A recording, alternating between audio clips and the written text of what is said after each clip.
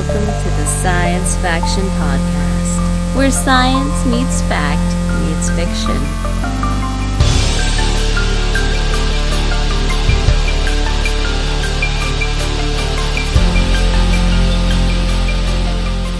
This is Science Faction for the week of December 10th, 2024. I'm one of your hosts, Benjamin Daniel Lawless, and with me on this episode is a special guest, not the youngest special guest we've ever had on the show. Who are you? I'm Flint. So I say that because this is the second time you've been on the show, and you were younger the last time. Yeah. Yeah, that dad joke. Hey guys, turns out that Stephen and Devon aren't here with us today. They're like, well, okay, so Stephen's got, like, after a bunch of birthday stuff with him and his other daughter got sick, like big fever. And so he's just like, I am wiped. I can't do it this week. And then Devon's like, I got to work like all the time. And he has a bunch of different milestones going on at his job. And the show must go on, though. So here I am, and I mentioned this to Flint. I'm like, hey, Flint, I'm going to be like just recording something just on my own. And he's like, you know what, Dad? I'll help you out here. No biggie. So Flint, like, what's been new with you, man? I mean, I'm starting out 6th grade, so I'm kind of into 6th grade a little bit, but I'm close to the beginning. All right. Yeah. I mean, we're getting kind of close. I mean, this is the holiday season, right? So we're almost like, is this the halfway mark, or is the halfway mark like further in? I'm pretty sure the halfway mark is further in because there's like 6 months after. Oh yeah, true. So. Yeah. Well, cool. So like, okay, you've got 6th grade. You've got all sorts of stuff going on there. You're on the junior roller derby team, and you're like going on away bouts, and you're like a superstar, athlete extraordinaire. Like, what's that like? Because I have no idea what that's like. Because I got kicked off the chess team for talking too much. Hence, I have a podcast. Okay, yeah. I think it's really fun. Like, I always try my best, and yeah. Nice. I mean, that's all anyone could ask for, man. Right. So, so I guess, like, so for future or now, we're just going to jump into the show proper. I wanted to kind of talk a little bit about magic eyes and stereogram. Flynn, have you ever heard of magic eye before? No. Okay. Yeah. And you're looking at the screen right now, and you see the image of the week from magiceye.com. So a stereogram is an image that's been created so that it's on a flat piece of paper. It's like some completely indecipherable like pattern.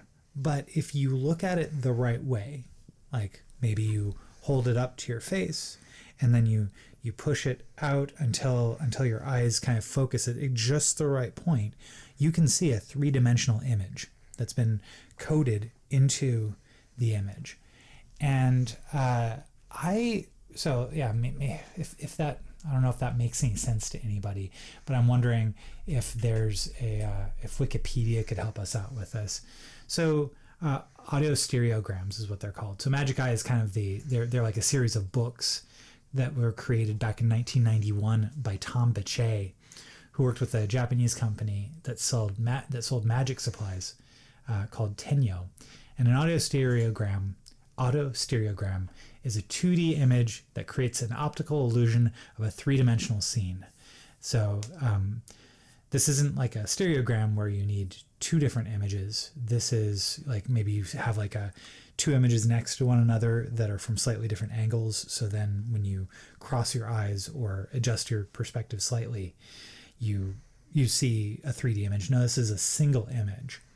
And it's a wild thing. I know growing up, when these started to become really popular in the 90s, I would lose myself for hours looking at books of these things. Like the idea that I could see a three-dimensional image that only I could see because nobody else was good at it was like magic. Like literally, I felt like a wizard. So I bring this up because recently I came across an article on divisbyzero.com where this guy has instructions on how to make a magic eye image using Excel, which is kind of weird, but so for example, like what's Excel? Oh, Excel. Yeah. Okay. Do you know what a spreadsheet program is? You know, like Google Google Sheets. It's like a thing, like you can write certain stuff on a spreadsheet and it will do stuff that it wouldn't normally do. Yeah. If it wasn't, like So coded. it's a spreadsheet, like at its very simplest, is just like a table of information. So maybe on the left hand side you have like it says like, things I hate to do, and then it would be like a list, right? So then you'd have homework, you'd have picking up dog poop, you'd have like all sorts of other things, and then the next line, next row would be things I love to do, and so it's like a way of showing lists. Anyhow, Excel is a Microsoft application that allows you to make spreadsheets, and you probably have seen Google Sheets. You may have seen Numbers, which is Apple's version of it on Mac OS. It's what we always use for our shopping list. Oh, okay. Yeah. So this guy, what he did was he said, okay, I've figured out a way to input depth maps into Excel and have it output an auto stereogram image. And I thought that is so cool. So I downloaded the sample image or Excel spreadsheet that he had on his website, and it doesn't work in Numbers, unfortunately. So it was garbage to me. But I thought, maybe there's another way to make a stereogram.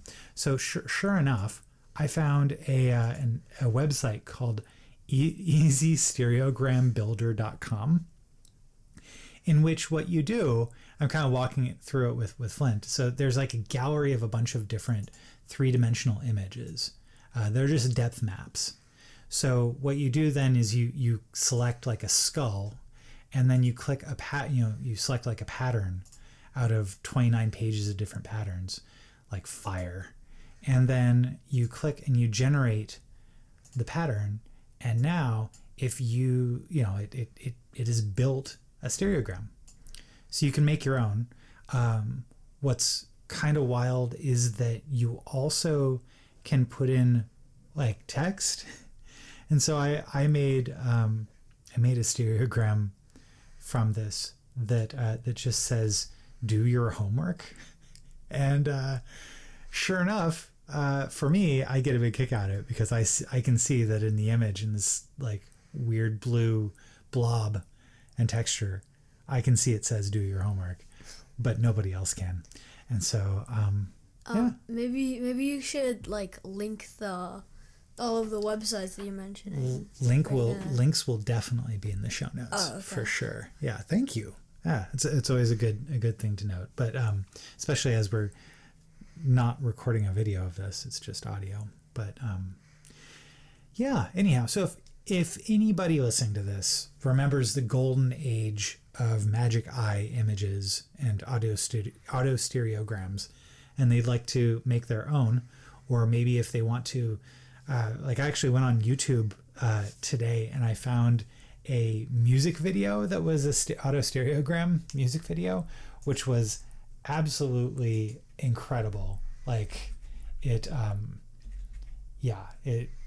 I can't even explain it, but this band called Young Rival 10 years ago made an auto stereogram music video, and it's like just a bunch of like if you don't know what you're looking at, it's just a bunch of static, but when you're looking at it, you see the band playing instruments and doing all sorts of fun little things. It's really cool. link to that will be in the show notes too, for sure. And well, with that, I guess we could take our little break.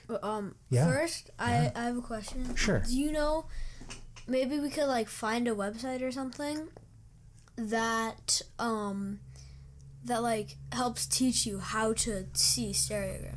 For sure. Yeah.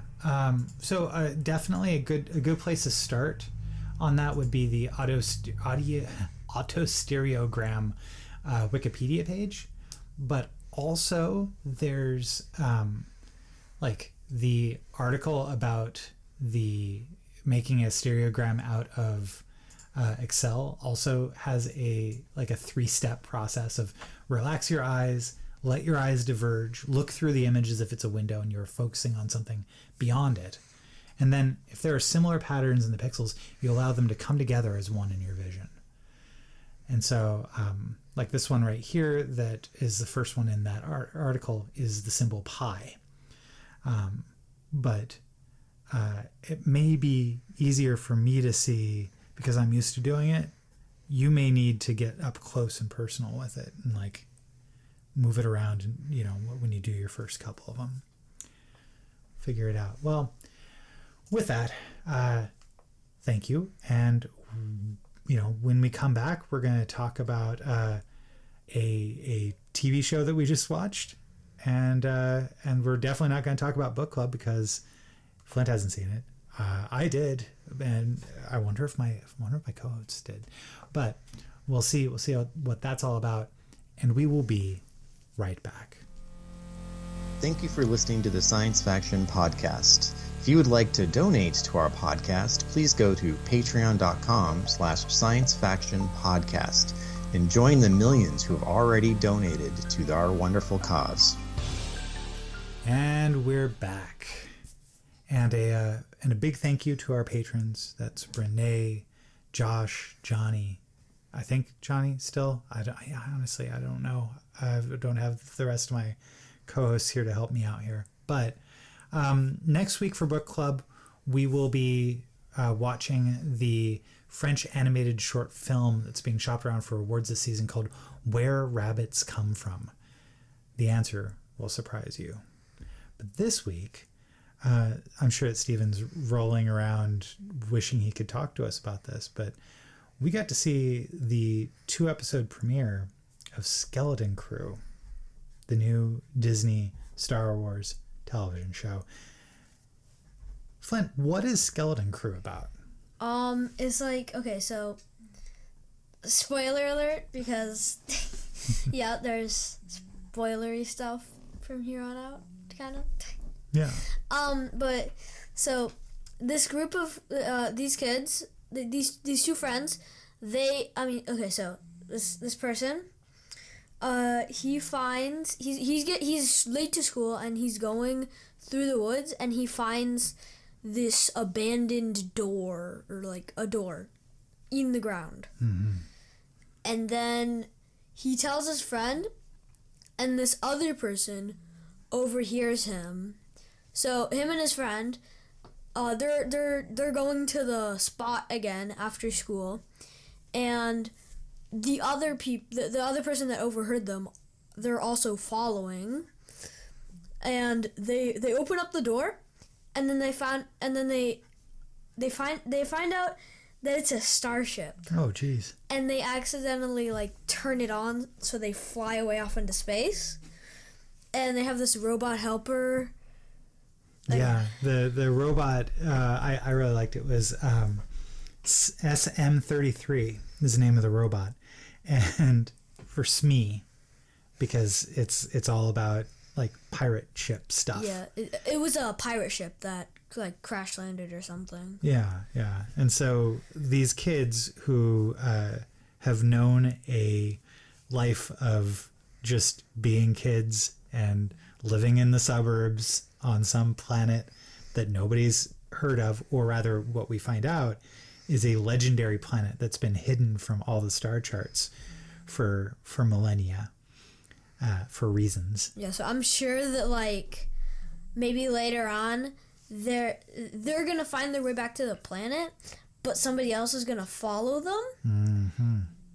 and yeah, they're just gonna have a war or something. Yeah, it's kind of giving me like Farscape. Farscape vibes. It's got Farscape vibes for sure. Yeah, especially where we're at in Farscape, right? Because we're in the 4th season of Farscape, where John, spoiler alert for this Australian TV show from the early 2000s, John makes his way back to Earth, but he doesn't find the hero's welcome that he was hoping for, and in fact, he leads a crazy, weird, shape-shifting, cloaking alien. I think it's only cloaking, not really shape-shifting. Gotcha. But like a really weird alien that's green. That and like his lips are really weird, and you can like see the inside. It's just creepy. Yeah. It's led some pretty bad folk back through the wormhole to their to his home planet of Earth. So yeah, it's got a little bit of that vibe right now. It also feels a lot like, we saw the Goonies. That film. Yeah. And also like Prodigy. And Star Trek Prodigy. Yes. Yeah, it's got a lot of all of that. Do you, I guess, how does this rank for you? I think it's pretty cool. And yeah, I'm excited to see what will happen next, because on the second episode, at the end of the second episode, they're at this pirate base. Yeah.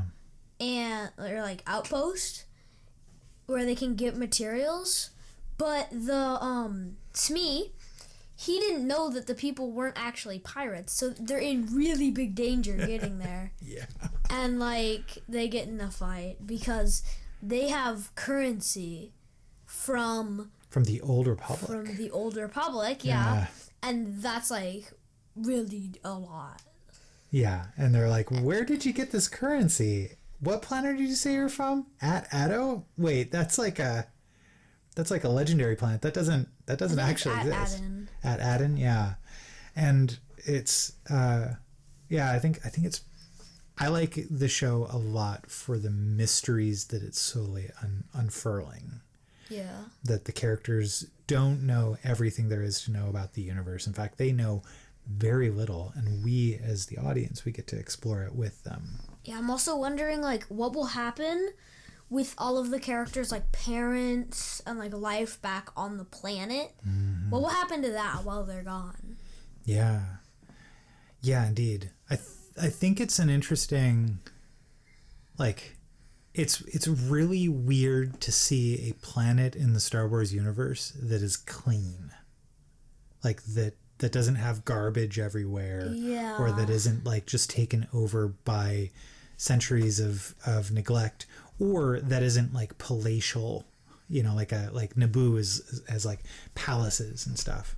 Yeah, and also I feel maybe what happened is the Republic, they acted like the planet was destroyed by something like the Death Star, I don't know, something like that, but it wasn't actually destroyed, and it's now just a legend.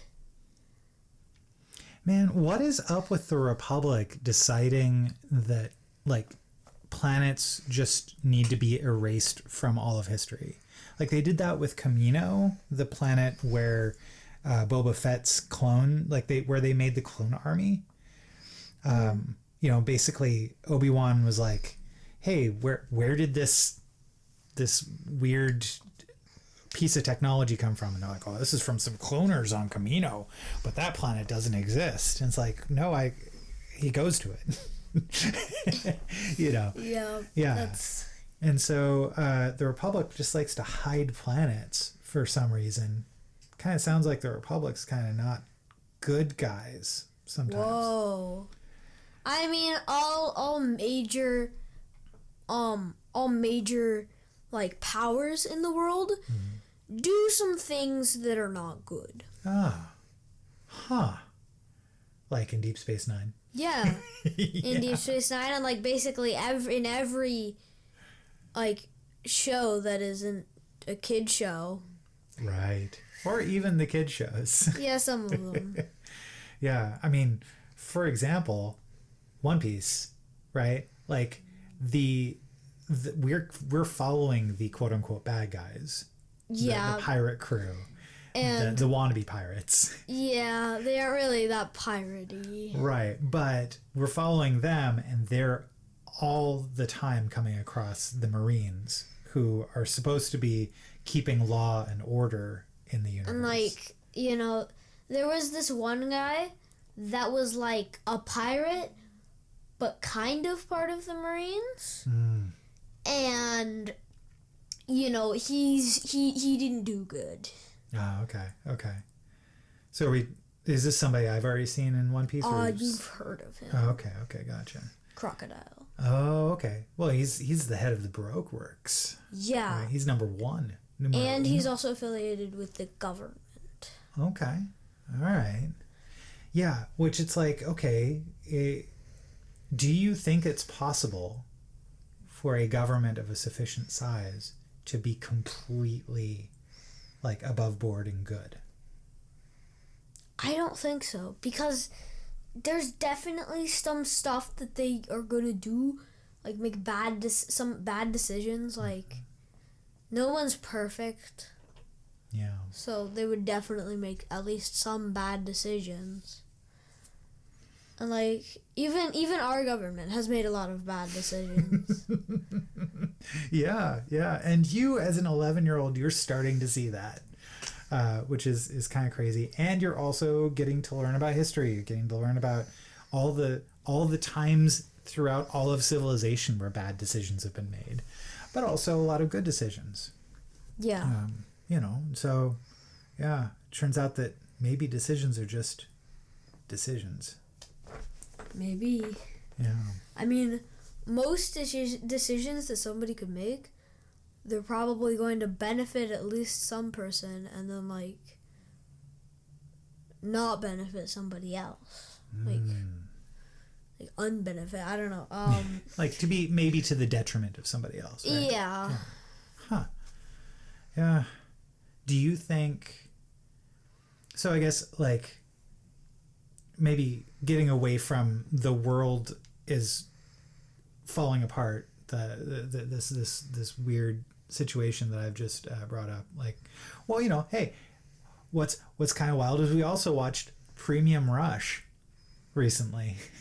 The bike that. messenger film starring Joseph Gordon-Levitt as a bike messenger in New York who gets a package that he has to deliver, but a crooked cop he wants to get the package because it has a lot of money that can be claimed with the package. Yeah, basically this cop owes a lot of money, and he's told, hey, if you get this one thing, like, and you're able to intercept it, then your debt is paid. Yeah, so the cop is like trying to catch the biker a lot, and he the first time that you see the cop with the biker, he's all like, I'm gonna need you to give me that letter. For reasons. I don't know. He's with the government. He says he's with the IRS. The school. Or the school, yeah. Yeah. He lies all the time about who he is and what he's trying to do because he knows he's doing something wrong. Right? And he's like, and he's obviously a corrupt cop. Mm-hmm. Yeah, but then we also see good cops, like that one cop on the bicycle cop that's also chasing them. Like, he's a good guy. He, but like he just happens to be getting all of the bad juju of all the stuff that's happening with the main characters. And kind of all the and like he was chasing after the main character, Wiley. Wiley. He was chasing after him.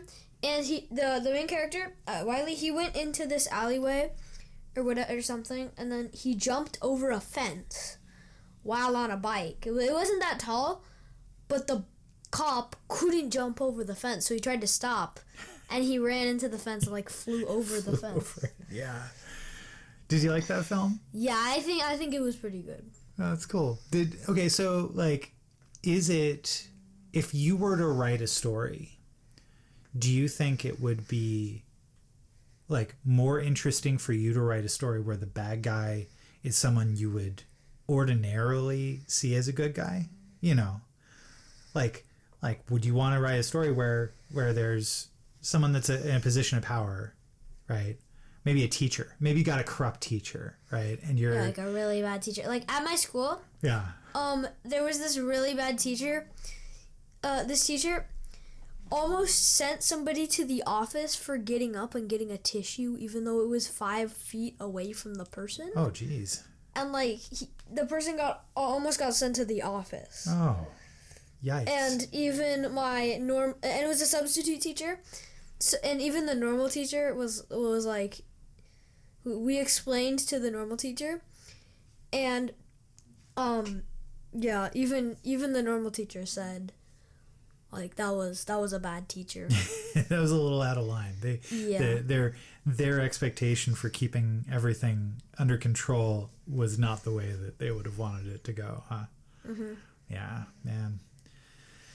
Yeah. So I mean, like, it's but like that's just a decision that was made, right?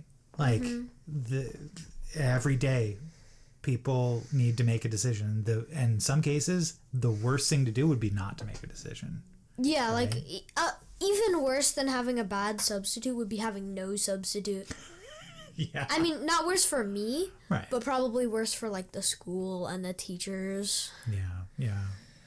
Do you think that there would be some people who would take advantage of that situation? Definitely. Like I know that definitely people would take advantage of that. Gotcha. Yeah. Well, you know, it's a good thing though that even if you have a substitute teacher or any sorts of different stuff, like kind of coming back to Skeleton Crew, anybody that's able to give a little bit of information and drive the plot forward, you know, like at the end of the second episode, they come across this person who has Jedi-like powers. Oh yeah, I forgot about that guy. Yeah, and played by Jude Law. And he's like, hey, you know what? I hear what you want. I can help you do it as long as you get me out of prison. Yeah. Oh yeah, they at the end of the episode they get thrown in prison. Yeah. For like, I don't know, reasons. I forgot. Yeah, I forget too. I mean, they caused quite a disturbance. I mean, I'm pretty sure people died. Oh yeah, only 3 people died. Yeah. So I don't think that's that bad. Just kidding. They're in deep doo-doo, man. Yeah, I think also the owner of the place wants their money, and they're hiding it, and Yeah, because where those Republic credits came from, that entire planet is legendarily has an entire like bunch of treasure there. So it's an interesting I don't know, I'm enjoying it too. I'm glad you're liking it.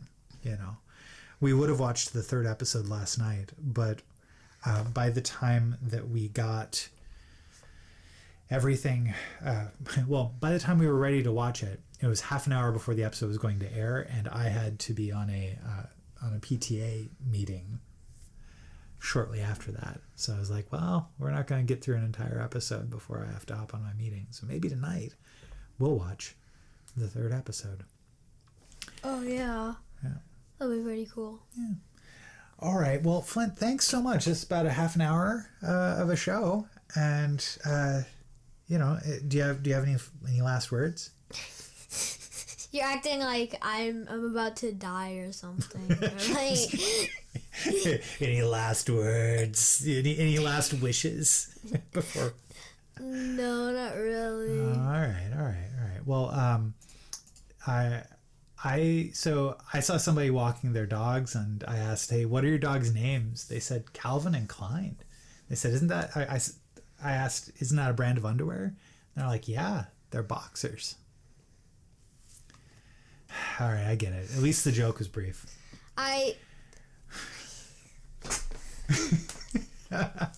Flint, he's dying. Okay. He is dying. All right. Yeah, well, thanks for joining us, and we next week we'll have hopefully we'll have other hosts, but maybe not. Maybe it'll be me and Flint again. That'll be fun. Yeah, maybe. Yeah. All right. Take care, y'all. Thank you, and good night.